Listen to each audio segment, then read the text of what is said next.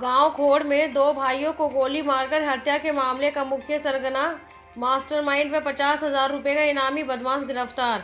Pataudi area में शराब के कारोबार में अपना वर्चस्व व गुंडा राज स्थापित करने के लिए दिया गया था दोहरे हत्याकांड को अंजाम। इसके बारे में और जानकारी देते हुए गुरुग्राम एसीपी क्राइम प्रीतपाल सिंह ने बताया। गुरुग्राम से वेद जांगड़ा की रिपोर्ट। सर, खोड़ डबल मर्डर केस में एक मुख्य आरोपी को गिरफ्तार किया है। कौन है आरोपी और किस तरह इसने वारदात को अंजाम दिया?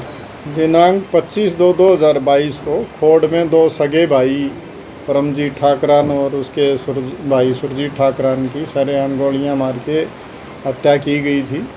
और उसमें जो अब तक हम 10 आरोपी पहले गिरफ्तार कर चुके हैं, लेकिन इसका जो एक मुख्य आरोपी था रोहित, जिस पे हरियाणा पुलिस की तरफ से 50,000 रुपये का इनाम घोषित था, वो अब तक गिरफ्तारी से बचते हुए भाग रहा था, जिसको हमारी क्राइम टीम फरुखनगर ने बेहतरीन काम करते हुए अपने सोर्स लगा के उसको कल गिरफ्तार किया है। और आज हम उसको कोर्ट में प्रोड्यूस करके और आगे उसका पुलिस रिमांड सीख कर रहे हैं अदालत से, और इसमें आगे की कार्रवाई की जाएगी। ये उसी गांव का रहने वाला है और इनकी आपस में रंजिश थी, और ये लॉरेंस बिश्नोई, अनमोल बिश्नोई, नरेश सेठी इनके संपर्क में रहता था और उनसे मिलके इन्होंने इस हत्याकांड को अंजाम दिया था। ये उस सारे मर्डर का अहम सूत्र है और इनके साथ भी जुड़ने की अहम कड़ी है। तो हम इसकी गहराई से पूछताछ करके इसमें सारे जो संपर्क थे इनके, उनको भी गिरफ्तार करने की कोशिश करेंगे।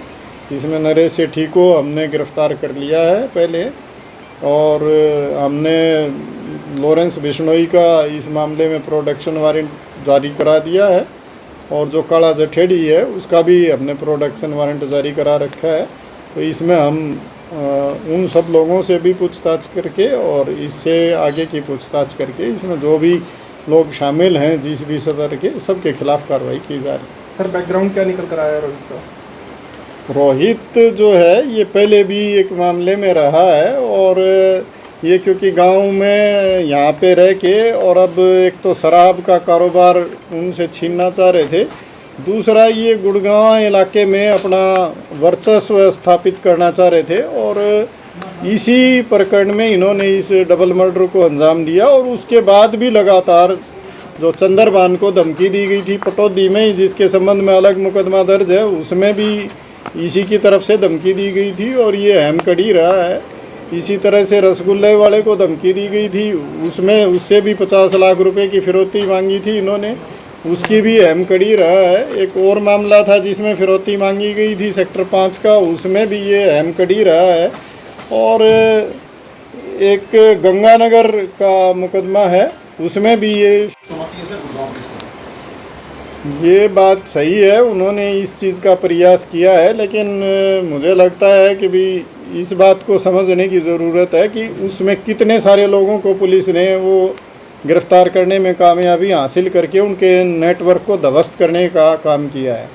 हमने बड़े लार्ज स्केल पे ऑपरेशन चलाया है, और जो लोग उनसे संबंधित थे हमने उनको गिरफ्तार करके और इस सारे इनके जो नेटवर्क गुड़गांव में पैर पसारने की कोशिश कर रहे थे उसको ध्वस्त किया है। और आगे भी इस तरह की किसी भी एक्टिविटी में कोई भी आदमी शामिल रहेगा तो उसके खिलाफ सख्त कानूनी कार्रवाई की जाएगी।